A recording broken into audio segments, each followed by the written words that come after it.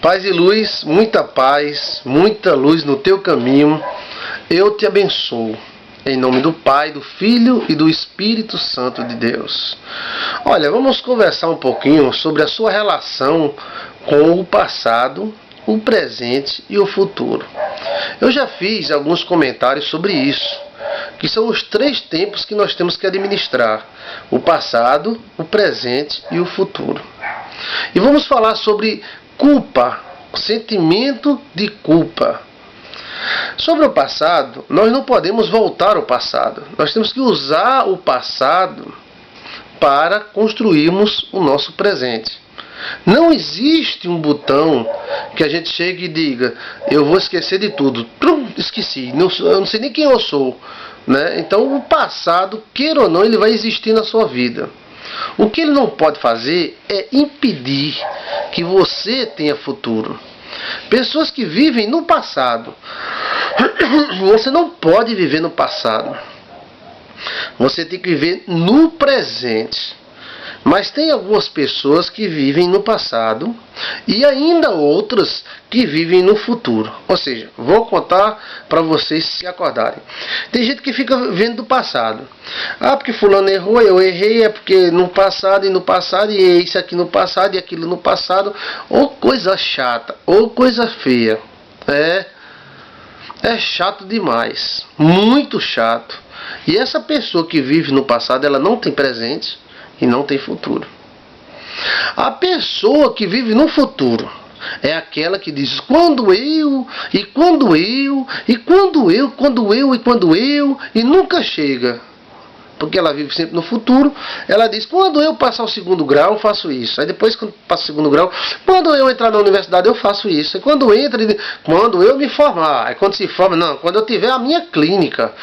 E nisso, quando ele ou ela notar, é uma velha, um velho, não fez nada na vida. Então, a vida é um caminho que nós vamos vivendo enquanto vivemos. Você tem que viver. Se você não tem uma bicicleta para sair com a sua esposa, saia de ônibus. Não, mas quando eu tiver um carro, e um carro novo, eu vou sair com você, coitada. Pô, amém, que tem um carro novo logo, mas se demorar 5 anos, 2, 3, a pobre vai ficar 2 anos sem sair. Então pega o busão, leva ela lá para a Praia de Ramos e vai tomar um banho bem legal, leva farofa, frango frito. Viva a vida, viva a vida. Porque às vezes as coisas nos impedem de viver. Que coisas? É o trabalho, a igreja mesmo. Tem pastor que não sai com a esposa, tem pastor que não tem vida com a família. Porque a igreja amanhã, igreja depois. Não, a igreja sim. Você tem que orar, brigar, expulsar os demônios, libertar as pessoas, chamar pro cacete em nome de Jesus os demônios e jogar o sangue de Jesus nele. Tome cruz de Cristo, tome água benta, água santa, rosa, o que for necessário. Agora, na hora da família, você diz: peraí, irmãos, eu tenho sábado e domingo, tá bom. Não, eu tenho segunda ou terça, então tchau, vou ali levar a minha família para o shopping, para o parque, bota um bermudão daquele cheio de flor e vai se divertir, meu irmão. Porque se você ficar dizendo: não, só depois, não, dê depois, o tempo passa tão rápido que daqui a pouco você é um velho, daqui a pouco você é uma velha, aí fica dizendo: mas rapaz, se eu tivesse viajado, e se eu tivesse ido ali, se eu tivesse ido acolá, mas não foi. É aquela história do velho que ficou para comprar uma vitrola e só conseguiu comprar a vitrola quando estava surdo, né? E a velhinha dele: graças a Deus, meu velho, a gente conseguiu comprar a vitrola. E ele: né? Já perdeu a audição já. Então, se não comprasse a vitrola, comprava um radinho de pilha e escutando. Você tem que viver do jeito que você é um pastor. Só tem um Fusquinha, ano 79. Pega o Fusca, ajeita ele, bota a raça todinha dentro, a família, e vai se divertir. Vai sim. Mas pastor, meus amigos vão ver: e o que tem? Você não está nem aí, você tem que ser feliz.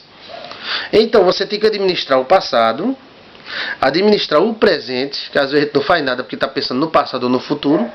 O presente é onde você constrói o seu futuro. É o presente. Se você toma as decisões certas, o futuro é garantido. Você toma as decisões erradas e a coisa está perigosa. Então, nisso aí também existe o sentimento de culpa. É terrível quando erramos. E não devemos errar, porque em todo erro há sofrimento. A Bíblia diz: não erreis, não pequeis. Filhinhos, João, não pequeis, mas se pecardes, tem um advogado no céu chamado Jesus Cristo. A Bíblia também diz que não há sobre a terra nem o justo que, fazendo o bem, olha que o justo está fazendo o bem, não peque. Você já parou para pensar nesse texto? Não há sobre a terra nenhum justo que, fazendo o bem, não peque. Então, todos nós pecamos e erramos por alguma coisa. E falando sobre pecados, pecados têm tamanho sim. Há alguns pastores que dizem que não existe pecado grande nem pequeno. Mas a Bíblia diz que existe pecado grande e pequeno. E além disso, diz que existe pecado para a morte e pecado que não é para a morte. A Bíblia também fala sobre um povo que o pecado dele era grande. Então mostra que existe grande e pequeno. Grande povo pecador, ou um povo de grande pecado. Então existia, e além de o pecado ter tamanho, ele também tinha acúmulo. Ou seja, o cara peca, repeca, e aquilo vai acumulando, né? Chamada taça. Então a taça da ira se explode, porque o pecado do homem foi se multiplicando, foi enchendo a taça. Então nós temos que ter uma ideia sobre o pecado e o perdão, sobre o tamanho do pecado, né? E sobre a questão do perdão de Deus. Ou seja, um adultério é um pecado, um homicídio também é um pecado, né? Mas um estupro com homicídio é um pecado muito grande. Então nós temos que ver a relação disso aí. Um jovem que faz uma masturbação a um monstro que estupra uma criança. A masturbação tem o mesmo tamanho de um pecado, de um estupro de uma criança? Não tem.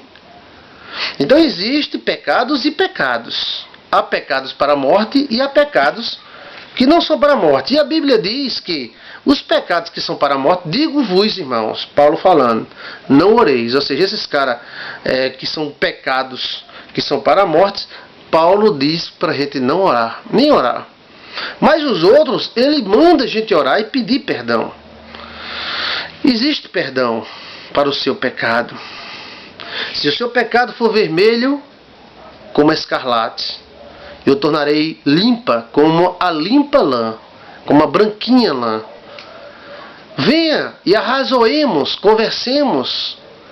Se o vosso pecado for vermelho como o carmesim, eu o tornarei limpo como a neve. Então Jesus, Deus, quer conversar com você.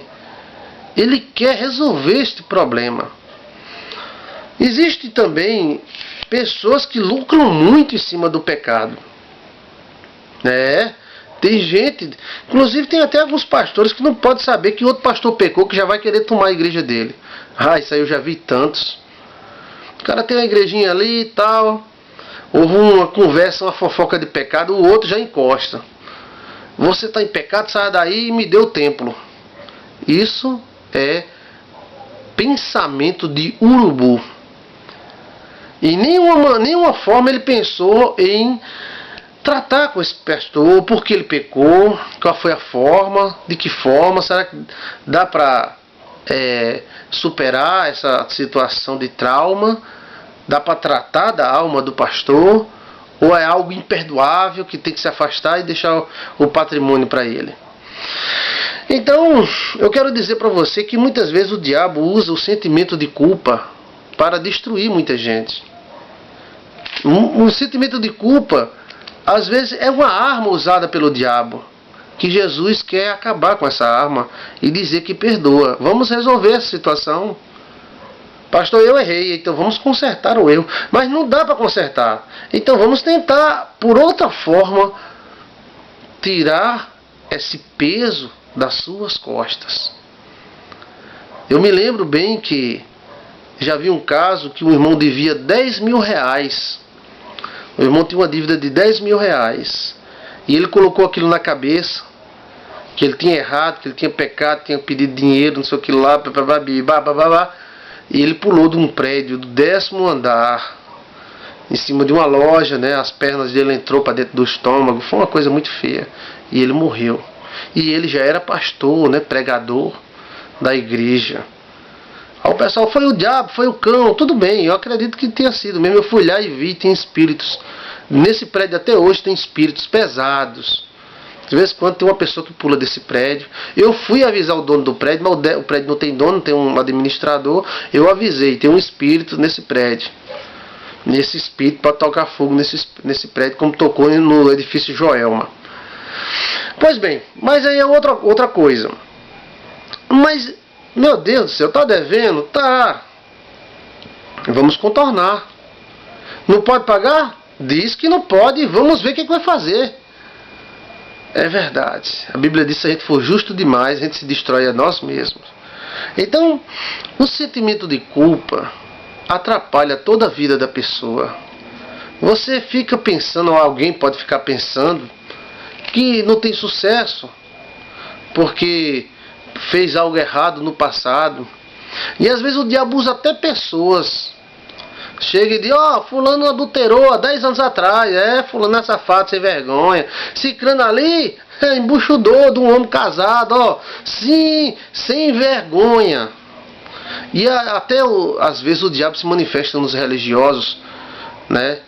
E diz, fulano pecou, o namorado engravidou, Deus vai punir, Deus... Aí tenta trazer maldição até sobre a criança, né? Jogando praga, alguma coisa. Isso é coisa do diabo. Tudo pode ser resolvível. Pode sim. E o pecado que você cometeu é entre você e Deus. Mas existe uma multidão que vai estar lá. O dedo. Antigamente aqui no Nordeste, né, a moça que não era moça não conseguia namorada, né? E quando ela conseguia, as outras moças iam pro namorado, fulano não é mais moça não, fulano não é mais donzela não. Ela namorou com Chiquinho, com Toninho do Leite, com Chiquinho das Cabras, fulano lá do pai de Chiqueiro, lá dos porcos. Aí o cara deixava logo a menina, e a menina era desprezada por erros que cometeu no seu passado. Até que chegasse alguém e dizia, não quero saber dos seus erros, eu quero saber de você. Me quer, quero, vou embora. Esses cabras eram cabras machos. Já vi o cara entrar na zona, gostar da Kenga lá da zona, dizer, você quer casar comigo? A Kenga, quero, bora. E leva a Kenga e não quer nem saber. Bem, cada um, a administração da vida é cada um. Mas eu quero dizer para você que se houver um sentimento de culpa no seu relacionamento entre o passado, o presente e o futuro, você vai ter que tirar esse sentimento de culpa para você ser feliz.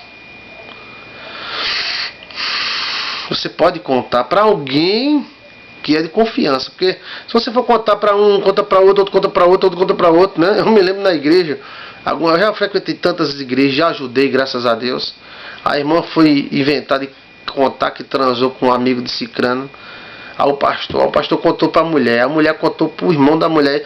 De repente a igreja todinha, ela entrava na igreja, a igreja, bichinha, né? O seu pecado você tem que contar para Deus. E se você errou, esse erro não pode impedir o seu presente e o seu futuro. Você tem que sair dessa lama. Você tem que soltar com essa mala velha do passado. Com a mala velha do passado você não chega em lugar nenhum. Solta essa mala, esse sentimento de culpa. Tudo se faz novo. Tudo se faz novo. Pode ver que as pessoas que têm a sua mente menos afetada, elas decolam. Estão nem aí. Já aquelas pessoas são recalcadas, cheias de mais, menos, cheias de coisas escondidas dentro do coração, elas não têm sucesso na vida, porque elas não acreditam que vão ter, porque elas erraram. Porque elas erraram. A todo ser humano que está sobre a terra é dado uma segunda chance. Agora cuidado, que Jesus perdoa, mas a sociedade não perdoa. E as pessoas, elas costumam julgar os outros por aquilo mesmo que elas fazem. É verdade, o mundo é hipócrita. Veja o que fizeram com o Senhor Jesus. Mas você tem que se proteger dessa culpa. Mas vamos dizer, por exemplo, vamos dizer que você prejudicou alguém. Você arrancou a unha de alguém. Aí você vai lá e tenta ajeitar. Mas se não houver conversa, aí você pode arrumar um subterfúgio. Um outro caminho. Um outro caminho. Esse outro caminho geralmente é através do amor, da caridade. Já tratei de várias pessoas assim. Pessoas que tinham problemas porque elas erraram, né? Erraram feio. Não conseguiam se auto-perdoar. Um aborto que foi feito. Uma coisa que eles fizeram que não conseguem mais desfazer. E aí fica aquele negócio. Pem. Eu vou fazer uma oração forte por você. E eu vou, em nome de Jesus, declarar o perdão na sua vida. O perdão descrito na Bíblia Sagrada. Porque o sangue de Jesus tem poder para perdoar todos os pecados. Psicologicamente, quando eu tratei essas pessoas, eu gerei um subterfúgio. Por exemplo, alguém prejudicou uma criança e tente consertar. Se não consegue ou se não dá mais por algum motivo, então se pega uma outra criança e se beneficia, dizendo a Deus que aquilo ali é como se fosse uma penitência, como se fosse um pedido de perdão. Isso age psicologicamente, já que no espírito o sangue de Jesus é suficiente para te perdoar. Mas se você fechar a mão e dizer, vou gastar dinheiro não, esse pastor aí, então fica orando. Mas se você não conseguir se livrar dessa culpa, você pode se livrar dessa culpa através de pedidos de perdão. Pastor, eu errei, eu fiz isso, aquilo outro. Dá para consertar não, meu irmão? Não dá. Então vamos pedir perdão ao Senhor. E você quer um subterfúgio, uma punição própria? Quero, pastor. Então você vai fazer o seguinte: você vai conseguir 5 cesta básica, 3, uma vez por ano. E você vai me dar para eu dar naquela favela ali. Tá certo, pastor? E aí essa pessoa faz isso. E ela descarrega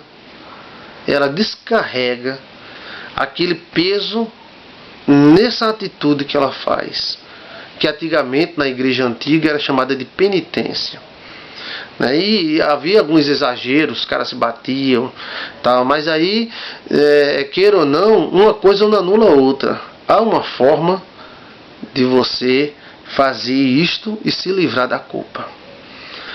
Evite esse sentimento, porque ele é mau, ele pode produzir doenças, infertilidades, e pode gerar dentro de você um caráter amargoso, de incredulidade, porque aquela coisa que você fez, você sabe que fez, tenta esconder por trás da sua cabeça, mas não consegue. Então não tente esconder não. Não é você sair dizendo para todo mundo, que eu acho muito errado esse negócio da igreja. Diga o seu pecado, irmão. Aí o irmão se levanta na igreja: irmão, eu quero pedir perdão à igreja porque eu pequei. E a igreja: eita, né? Eu não sou a favor disso não, porque faz divulgar o pecado, faz divulgar o erro. E a Bíblia diz: não divulgue aquilo que não edifica. Não fale, não pronuncie aquilo que você edifica, que não edifica. Só fale aquilo que edifica.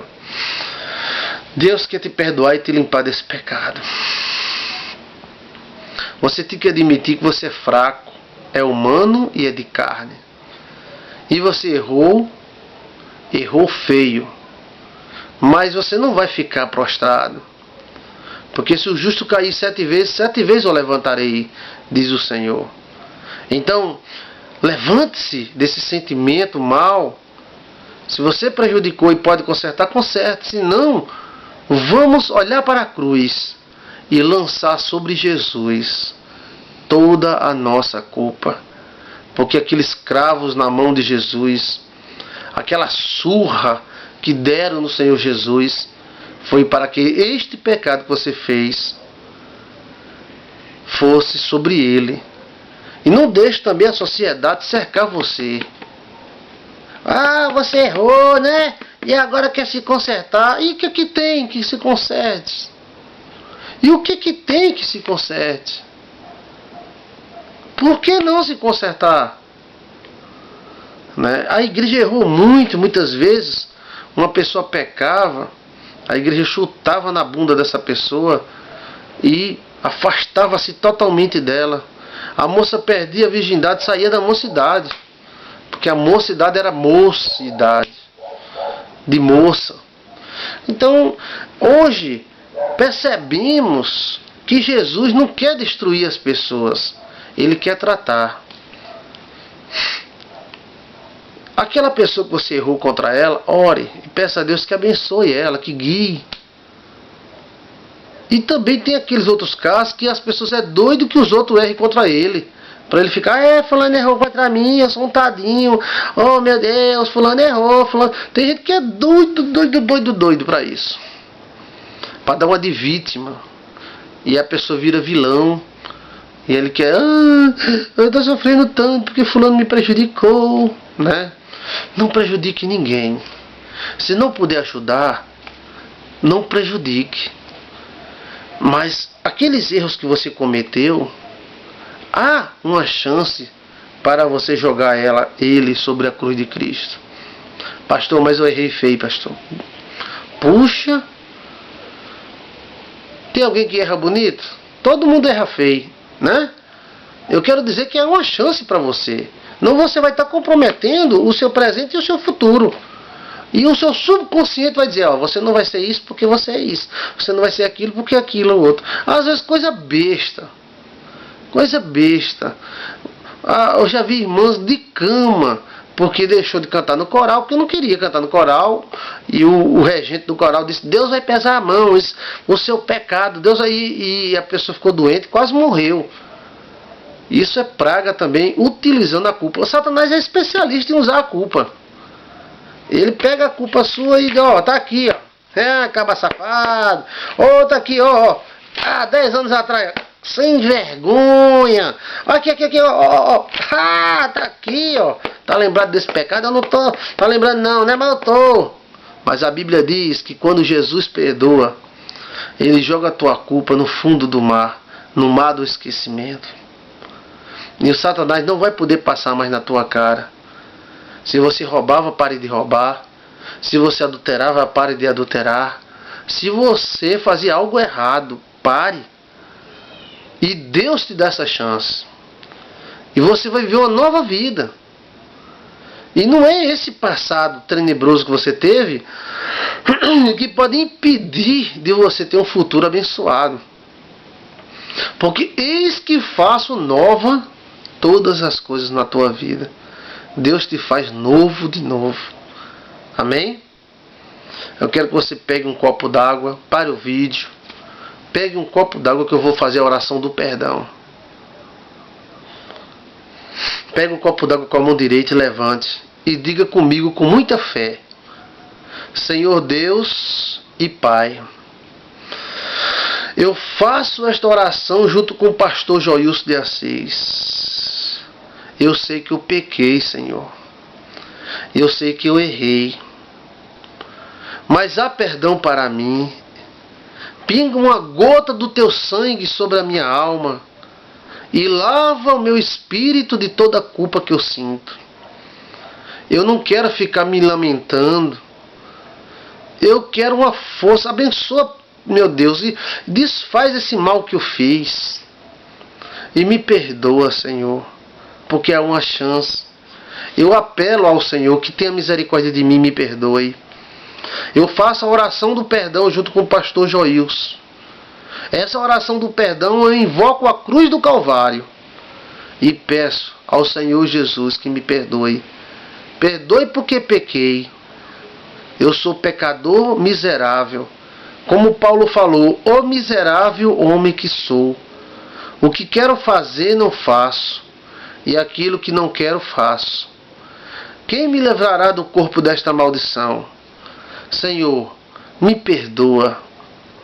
Perdoa, Senhor, minhas falhas. Perdoa os meus defeitos, os meus erros. Lava-me por completo, por dentro e por fora. Que esta água representa a luz. E ao beber desta água, eu vou estar bebendo do teu perdão para a minha alma. Eu vou estar lavando a minha alma de toda a sujeira dos meus pecados. Perdoai-me, Senhor. Espírito Santo, que está com o pastor Joilson agora nessa oração, e que está comigo aqui ouvindo essa oração. Espírito Santo, me perdoa. Espírito Santo, me perdoa, porque pequei, porque errei. Como aquela mulher adúltera se jogou aos teus pés, cheia de pecados e o coração contrito e amargurado. Eu me jogo aos teus pés agora e te peço, perdoai-me. Perdoa-me. Pela cruz de Cristo, me perdoa. Eu quero viver em novidade de vida. E o passado mal, que o Senhor jogue no mar do esquecimento. E eu te sou muito grato, Senhor, porque o Senhor me perdoou. Diga assim, o Senhor já me perdoou e minha alma lavou. Amém. Beba da água com muita fé, com os olhos fechados. E depois de beber, você vai dizer, Senhor, muito obrigado pelo teu perdão. Muito obrigado pelo teu perdão. Em nome do Pai, do Filho e do Espírito Santo de Deus. Diga amém. Amém? Respira fundo e você vai se sentir mais leve. E vai se sentir perdoado por aquele que verdadeiramente te perdoou, o Senhor Jesus. E como ele disse para aquela mulher, eu digo para ti neste momento, vai e não peques mais. Paz e luz. Deus te abençoe. Amém.